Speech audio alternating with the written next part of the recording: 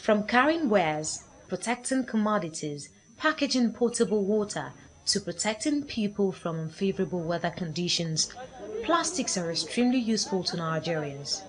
Indeed, the list of uses to which plastics can be put is seemingly endless.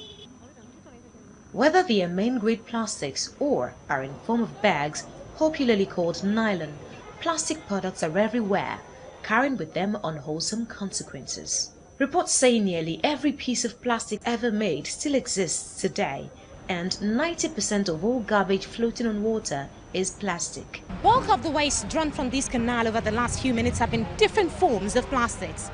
Now, environmental scientists argue that it may take up to 1,000 years for plastics to decompose on land. And on water, it may take up to 400 years. In that period, plastics break up into small but of course toxic particles that block drains, poison the soil, and contribute largely to flooding by reducing the carrying capacities of drains.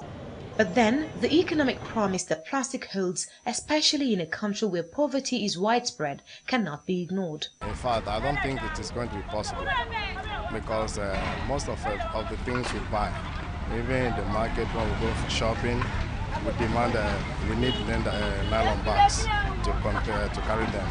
So if Nigeria should be banned of using of nylon bag, I don't think it will be possible. Local markets are filled with hawkers of plastic bags who make less than 150 naira per day. Manufacturers fear any attack on the plastics industry may jack up the nation's high unemployment figures. Because of difficulty in managing plastic waste, more than 20 countries across the world have placed outright bans on use of plastics, including China. South Africa is in the process of doing the same.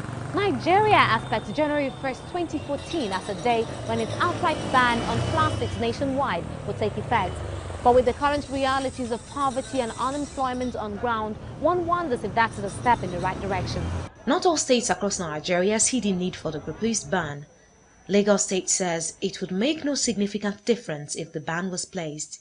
Plastic can be recycled, and we've been able to create jobs in recycling these plastics.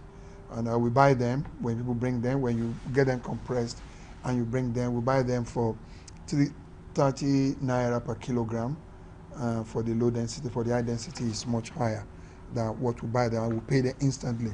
And we have about 4 plants in Lagos right now that convert these plastics into other useful materials. So if plastic are not properly managed, they are menace. But if you can manage them very well, they can also create jobs for people who are jobless. Experts say if Nigeria wants to succeed in its war against plastics, it must first tackle issues like unemployment and poverty. Christycole Popoola, TVC News, Lagos.